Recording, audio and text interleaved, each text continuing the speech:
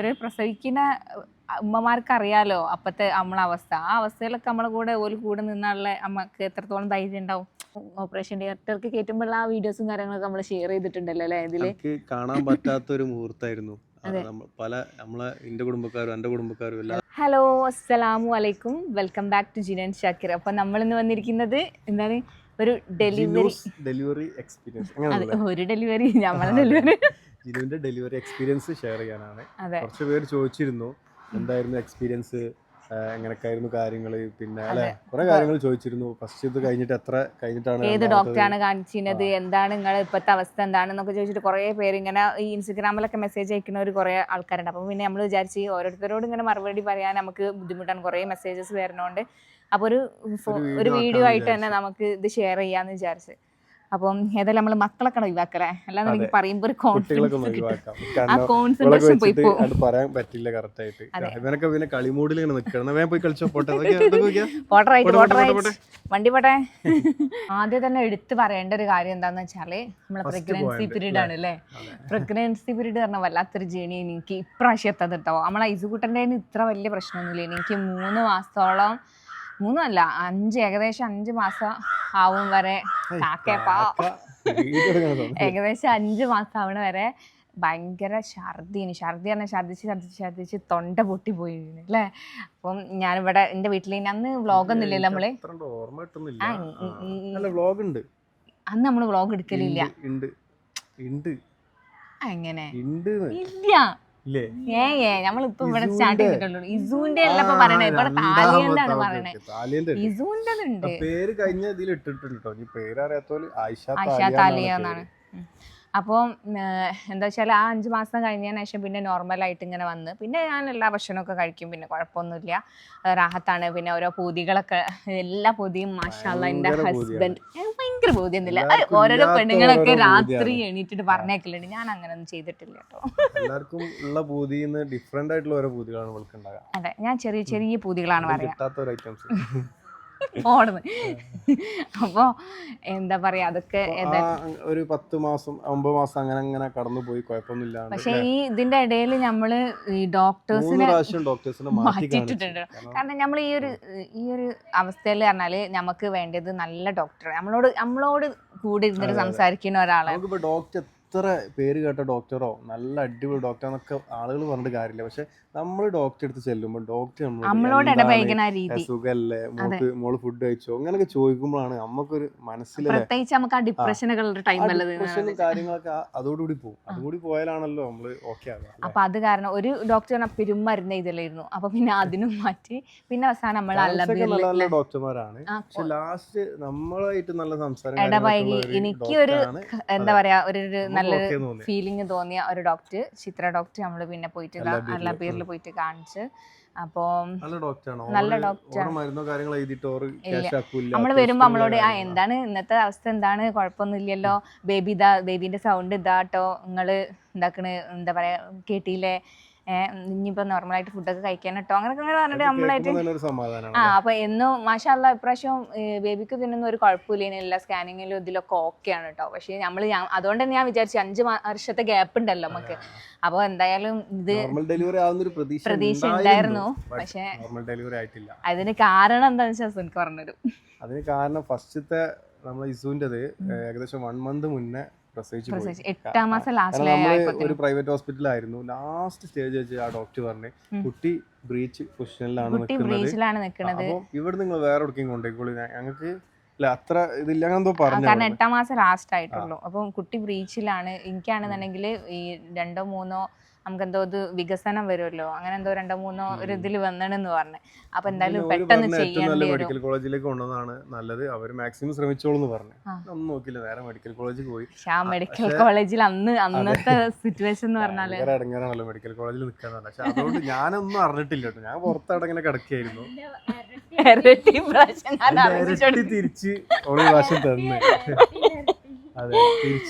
അല്ല, അന്നത്തെ അവസ്ഥ എന്ന് പറഞ്ഞാൽ, അന്നത്തെ അവസ്ഥ ഈ ഒരു പ്രസവത്തിന് ഉണ്ടായിരുന്നു. ഒരുപാട് എൻ്റെ ഉമ്മ ചെയ്തിരിക്കണ്, ഞാൻ ചെയ്തിരിക്കണം, അതേമാതിരി മാസിമ്മ ചെയ്തിരിക്കണം. കാരണം അവിടുത്തെ ആ നിൽക്കല് പറഞ്ഞാൽ നമ്മളൊറ്റക്ക് നിൽക്കുക.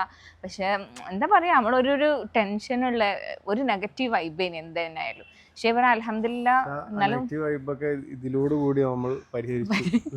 ഇവിടെ സി സെക്ഷൻ എന്തായാലും അങ്ങനെ ആവുന്നതാണ്. അപ്പൊ പിന്നെ മൈൻഡൊക്കെ ഓക്കെ ആക്കിയിട്ട് നമ്മൾ പോയി ചെയ്യാൻ വേണ്ടിട്ട് അല്ലെ. നമുക്ക് കുറച്ചേരം ഇരിക്കും, എനിക്ക് കാല് പോയിട്ടുണ്ട്. അപ്പൊ ജിനോ ഇരുന്നില്ലേ, ഇനിയും ബാക്കി പറയും. അതെ, അപ്പൊ ബർത്ത് സ്വീറ്റ് ഒക്കെ എടുത്തിട്ട് ബുക്ക് ചെയ്തിട്ട് സുൻകാക്ക് ഇപ്രാവശ്യം നല്ലോണം ഇതിന്റെ അവസ്ഥ എങ്ങനെയാന്നുള്ളതൊക്കെ അറിയട്ടെ. ഇപ്പൊ കുറെ ആൾക്കാർ യൂട്യൂബിലൊക്കെ എഴുതാറുണ്ടല്ലോ 4-5 ദിവസം ലീവ് ആക്കുക, എന്റെ കൂടെ നിൽക്കാന്ന്. അതെ, ഞാന് ആദ്യം അതിന് കണക്കാക്കിയിട്ടാണ് ഞാൻ എന്തായാലും നിങ്ങളെ വീടൂല, നിങ്ങള് ഇപ്രാവശ്യമെങ്കിലും ഇന്നെ കൂടെ നിർത്തി പരിചരിക്കണം എന്ന് പറഞ്ഞു. നിൽക്കാൻ പോതില്ലായിട്ടല്ലേ, മെഡിക്കൽ കോളേജിൽ അറിയാലോ, നിർത്തൂല എന്തായാലും. കയറാൻ പറ്റില്ല, അവിടെ വരാന്തേ കിടക്കേനി. അതെ, നമ്മള് കഴിഞ്ഞതിന് ശേഷമായാലും നമ്മളെ കൂടെ നിർത്തൂലല്ലോ, അവിടെ നമ്മളെ തന്നെ സ്വന്തം നിൽക്കണം. ഏതായാലും ഇപ്രാവശ്യവും സി സെക്ഷൻ്റെ ആ ടൈമിൽ പറഞ്ഞാൽ ചെറിയൊരു ബുദ്ധിമുട്ടുണ്ടേനി എനിക്ക്.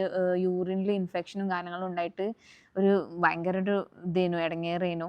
അപ്പോൾ ഒരു കുറേ ഗ്ലൂക്കോസും കാര്യങ്ങളും മരുന്നും ആൻറ്റിബയോട്ടിക് ഒക്കെ അപ്ലൈ അങ്ങനെ ആക്കിക്കൊണ്ടിരിക്കുകയാണ്. കാരണം ഇത് അധികം ഇൻഫെക്ഷൻ ബാക്ടീരിയ നല്ല കൂടുതലാണ്, അതും ആ ഒരു ടൈമിലല്ലേ.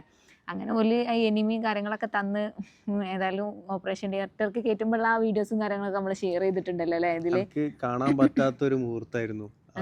പല നമ്മളെ എന്റെ കുടുംബക്കാരും എന്റെ കുടുംബക്കാരും എല്ലാവരും വന്നിട്ട് ഒത്തൊരുമിച്ച് ആ കുട്ടീനെ കാണാനും വേണ്ടിട്ട് നല്ല തയ്യാറെടുപ്പോടെ ഇങ്ങനെ നിൽക്കാണ്. ആ സന്തോഷം ജിനുവിന് ആസ്വദിക്കാൻ കഴിഞ്ഞിട്ടില്ല. ആ സന്തോഷം ഞങ്ങൾ പുറത്തുള്ള ആൾക്കാർക്കാണ് ആസ്വദിക്കാൻ കഴിഞ്ഞത്. അത് നല്ല വല്ലാത്തൊരു മൂമെന്റ് ആയിരുന്നു. അത് വേറെ ഇങ്ങനെ കുട്ടീനെ നമ്മളെ ബേബിനെ കാണാൻ വേണ്ടി അത്രയും ആളുകൾ വന്ന് ഇങ്ങനെ വെയിറ്റ് ചെയ്യാന്ന് പറഞ്ഞാൽ വല്ലാത്തൊരു സന്തോഷമുള്ള നിമിഷമായിരുന്നു.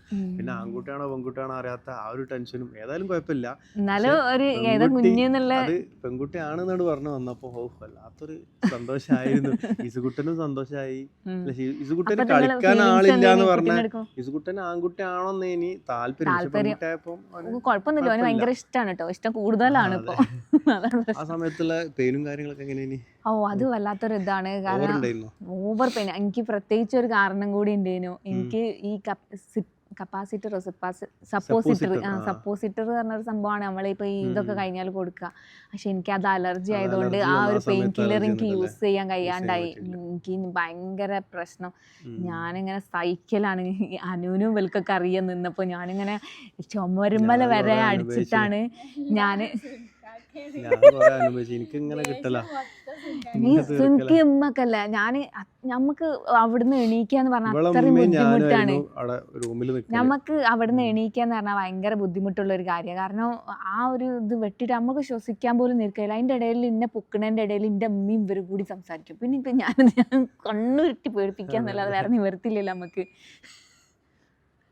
അപ്പോൾ ഏതായാലും അൽഹംദുലില്ലാ അങ്ങനെയൊക്കെ കഴിഞ്ഞ് കിട്ടി. അന്നത്തെ ആ ഒരു വേദനൻ്റെ പെയിന് ഇപ്പം ഓർത്തിട്ട് എനിക്ക് ഓർമ്മയില്ല. അത് അള്ളാഹ് തന്നൊരു അനുഗ്രഹമാണ്. അന്ന് നിങ്ങൾക്ക് അറിയാം എനിക്ക് എന്തായാലും നിങ്ങൾക്ക് ശരിക്കും എല്ലാ ഹസ്ബൻഡുമാരും കഴിയണതും വൈഫിന്റെ കൂടെ ഡെലിവറിന്റെ സമയത്ത് കൂടെ ഉണ്ടാവണം. റൂമിൽ ഉണ്ടായി കഴിഞ്ഞിട്ടുണ്ടെങ്കിൽ കറക്റ്റ് അവർ എത്രമാത്രം വേദന അനുഭവിക്കുന്നുണ്ട് എന്നുള്ള കാര്യം അപ്പം മനസ്സിലാവും. അതെ അല്ലേ?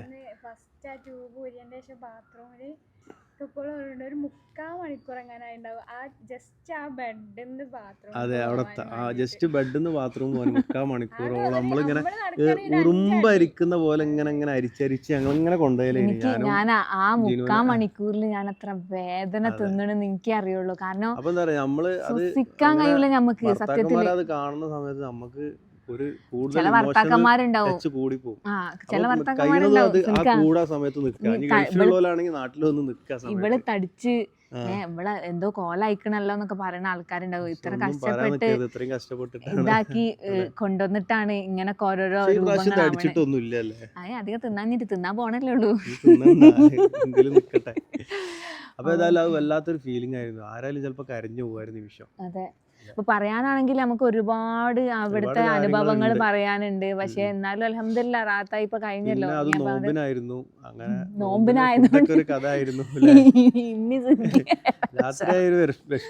സുൻകാറിട്ടോ സുൻകാർ ഭക്ഷണം കഴിക്കുമ്പോ എനിക്ക് വേണ്ട കേട്ടോ, നിങ്ങൾ എന്താ വെച്ചാൽ എല്ലാവർക്കും കൊടുത്താളിട്ടോ, എനിക്ക് വേണ്ട കേട്ടോ. ഉമ്മ ഇങ്ങോട്ട് കേട്ടാണ്ട് അവിടുത്തെ നേഴ്സുമാർക്കൊക്കെ ഫുഡ് കൊടുക്കുക. മന്തി പിന്നെ 12 മണിക്ക് ശേഷം സുൻകാക്ക് ഒരു വിശപ്പുണ്ടാവും. അതിലും പറയും ഞാനും ആര് കൊടുക്കാൻ പറഞ്ഞാലും ഞാൻ കൊടുക്കൂല. ഞാൻ നേരെ വണ്ടി എടുത്ത് പോകും, പാർസൽ വാങ്ങി തിന്നു. രസായിരുന്നു. ഇമ്മണ്ട് ഓരോ ദിവസം പെരും ചിരി ചിരിച്ച് എനിക്കാണെന്നുണ്ടെങ്കിൽ ഞാൻ കിടന്ന് പൊളയാണ്. ചിരിക്കാൻ കഴിയില്ലല്ലോ, ഞാൻ കുറെ അപ്പുറത്തൊക്കെ നോക്കിന്ന്. പക്ഷെ ഇമ്മ ചിരിക്കന്നെ എന്തോ ഒരു കാര്യം പറഞ്ഞിട്ട് ചിരിക്കന്നെ. ഞാൻ പറഞ്ഞ ഇറങ്ങിപ്പോ ഞാൻ ആർക്കാന്നല്ല, അതെങ്കിൽ ഒരു നിവർത്തില്ലല്ലോ. അന്ന് റബ്ബേ എനിക്ക് ഉമ്മാനെ ഒന്ന് കൊല്ലി പിടിച്ച് നിൽക്കാലോ എന്നുണ്ടെങ്കിൽ പാവാണ് കേട്ടോ. അവസ്ഥ ഫുള്ളായതാലും ഉമ്മാക്കും സുൻകൊക്കെ എല്ലാവർക്കും ദീർഘായുസ്സാഫിയത്തൊക്കെ കൊടുക്കട്ടെ. വളരെ അധികം താങ്ക്ഫുൾ ആണ് ഞാൻ എന്നെ ആ ഒരു നേരത്ത് പരിചരിച്ചതിന്. ഉമ്മാനോടും നിങ്ങളോടും അനുവിനോടും എല്ലാവരോടും താങ്ക് യു. അപ്പോൾ ഇനിയിപ്പോൾ എന്താ നമ്മള് ഏകദേശം ഒക്കെ പറഞ്ഞ്, ഇനിയിപ്പം കുറെ ഉണ്ടാവും. പക്ഷെ നമുക്കിപ്പോൾ എല്ലത് കൂടി ഇതിൽ ഇൻക്ലൂഡ് ചെയ്യിപ്പിച്ചാൽ ഒരിക്കലും മടുത്തു പോകും. നമ്മളെ ബേബിയുടെ കാത്തുക്കുണ്ടാവും.